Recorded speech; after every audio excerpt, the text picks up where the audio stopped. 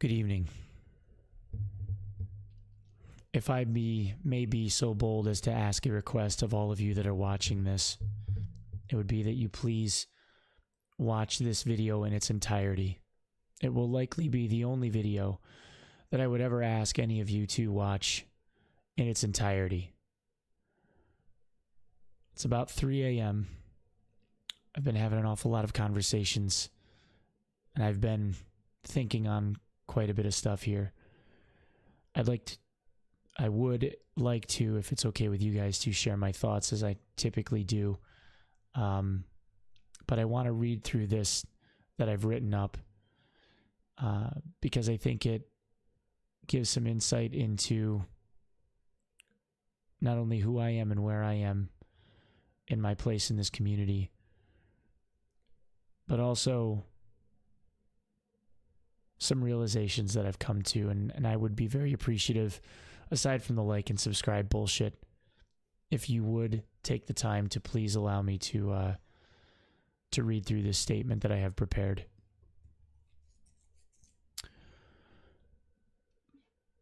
My name is Onepeg MG.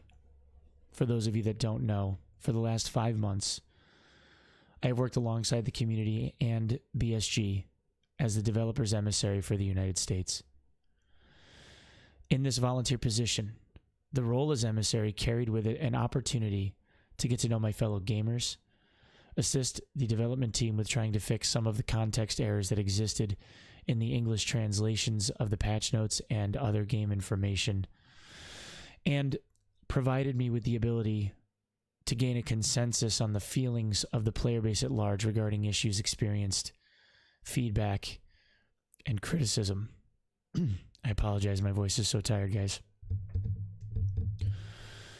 Through this opportunity, I rapidly became known as the news guy for a wide variety of Discord communities, which ultimately led to my YouTube channel and my daily news, because I realized how fun it was, including that of the Tarkov Trade Discord, EFT Havoc, The Cabin, and the Discords of several prominent streamers such as Ghost Freak, Veritas, and others.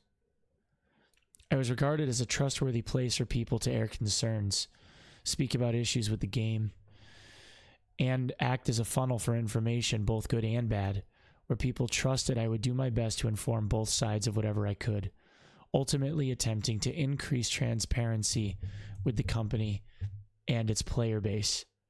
And in my heart, I believe that to be the core of what the Emissary program was supposed to be about. I've made fantastic friends in the community so far, between players and content creators alike, and have made some wonderful, wonderful relationships with people both within BSG's ranks and within the player base and the viewership community, people like you that are taking the time to be here right now. Most recently, we saw this development with Eroctic and the hacking and these copy strikes. This issue at its core regarding the position that I sit in is that I recognize that there is a lack of discipline within the company, and it is one that I have desperately attempted to corral, at least enough insofar as I could offer some kind of guidance. I am a 37-year-old businessman that deals with extremely sensitive information on a deeply personal level for individuals every single day of my professional life. In order for my practice to be successful, I have to be able to prove that I'm trustworthy to everyone that I meet every single moment of every single day. Trust is a funny thing.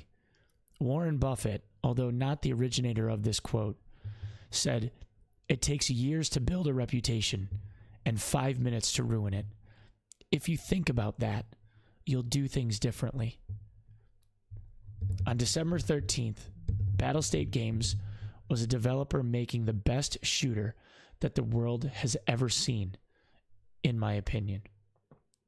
On December 17th, Battlestate Games is now a developer that levied a series of DMCA claims against a YouTube personality to the extent of which there is no precedent, domestically or internationally, as is my understanding, as to the appropriateness of this action. They stopped being a video game developer with a beautifully crafted product and started to become a developer that would make an example of you if you took things too far. The definition of what Battlestate Games is as a company, in my opinion, has fundamentally been modified, and it is the opinion of myself and others like myself that this change is for the worse, whether they have the capacity and legal standing to do so or not.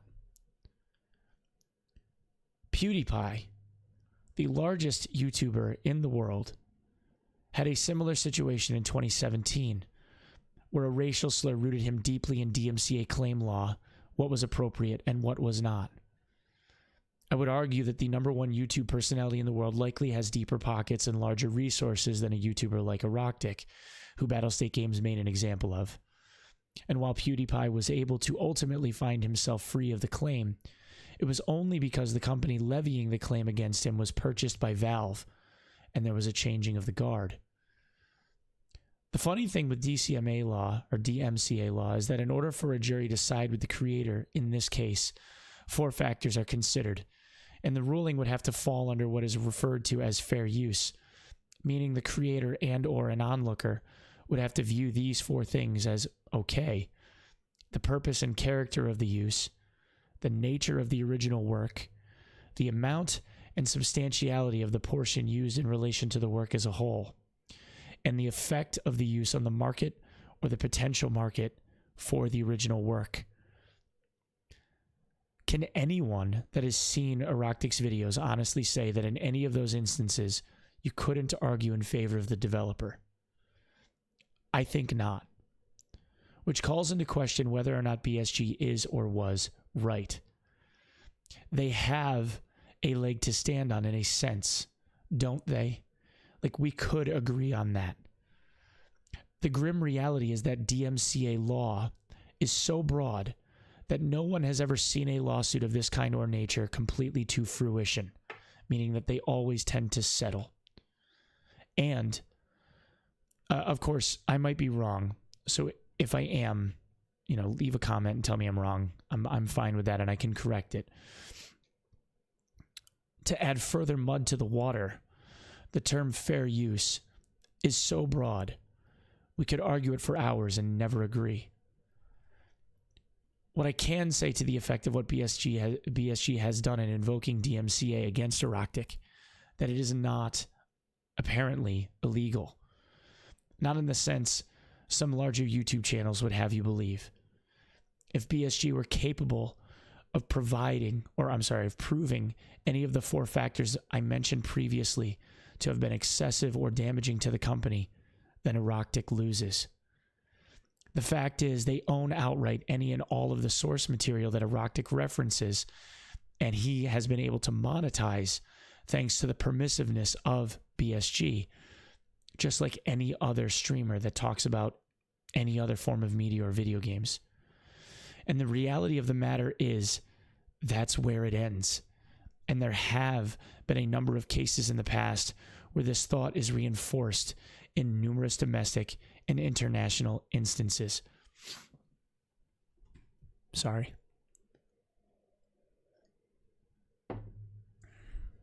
The question in the court of public opinion is whether or not exercising this right is in fact, right in the social sense. I, for one, recognize a personality like Aroctic's to be one that was bound to get him in hot water at some point by someone. Inflammatory statements against BFG have been all the rage lately, for a multitude of reasons, ranging from claims of fraud against that of the consumer, to claims of rampant hacking, to the Hackergate nonsense, to bugs within the game, to issues socially, to toxicity on Reddit.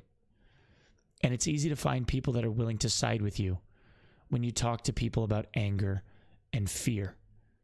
Just turn on any TV network news channel and tell me how much attention you pay to fluff pieces versus that of a news story of a bombing. I am not at all surprised that the action was enacted, but I am taken aback by the severity of the action itself.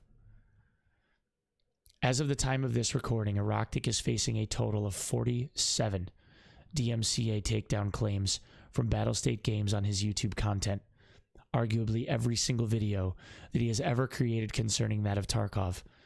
And some of that content was extremely helpful to a new player like myself at the time I had found them. Battlestate's public reply on Facebook, rife with typographical errors, along with one incredibly misleading statement that did get and was not proofread by someone that truly understands the English language, read in a way that construed extreme prejudice toward that of Aroctic and could only be taken in the sense that they were exercising this right in order to make an example of him as a warning to all. If you talk harshly or stir the pot too much, this canon would also possibly be you.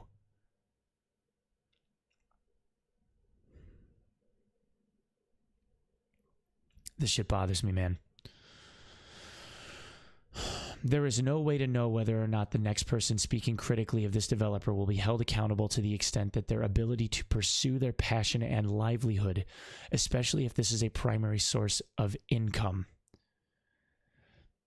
There's no way to know if they are capable of succeeding in this, meaning fighting back. If Battlestate is capable of succeeding in their side of this argument, how far does the law back them if there is another instance, but perhaps done for a lesser reason why? Earlier today, Clean released a tweet stating that based on this excessive show of force, he could not in good faith continue to provide the public with the Talking Tarkov podcast, something that he himself created and brought to the table of the PR and marketing team when he was still being paid by BSG to do the gig a year ago. Now, I talked to Clean about this pretty extensively, and I think Tweak put it best on his stream, where for Clean to do something like this for a game that he loves to death is major and is not something that should be taken lightly. I do not know if BSG's plans to bring the podcast in-house for the next English-speaking one will be able to provide them with enough talent to make the broadcast worth it, because I cannot think of a single content creator that has devoted themselves to the game the way that Clean, Markstrom, Cotton, Deadly, Veritas, etc., Chicken Prism, have that would agree to be seen shoulder to shoulder with a company that has shown no problem in taking action against you if you say something inflammatory to the extent of which it could end you. Tarkov is the greatest shooter ever produced. I wholeheartedly believe that. However, in light of recent events, I cannot in good faith continue to operate attempting to assist a company that will refuse to listen to the voice of reason. I leave BSG with a clean conscience, knowing that I have attempted in good faith to do everything I possibly could, given the limited access that I have, even to the extent where I offered to provide them with PR assistance for free, until we had an opportunity to discuss compensatory measures, all of which has fallen on deaf ears. I'm the guy that posted a 25-minute long rant about how the haters of the development staff could go to hell. But I have a responsibility to my community, to my core beliefs, and to my fellow content creators. And I cannot toe the line of a company that refuses to open a dialogue, even with someone that has been a champion of the cause internally as much as I have. With that, it is with a very, very heavy heart, but a clean conscience, that I resign from my position as Emissary of the United States for Battlestate Games and Escape from Tarkov, effective immediately. I love all of you guys, and I want to thank you for providing me with a platform that has grown as fast as this has, that allows me to be able to speak my mind to all of you. even if there are repercussions. Thank you so much. And I will be continuing the news as I am able, hopefully every day, until they won't let me anymore.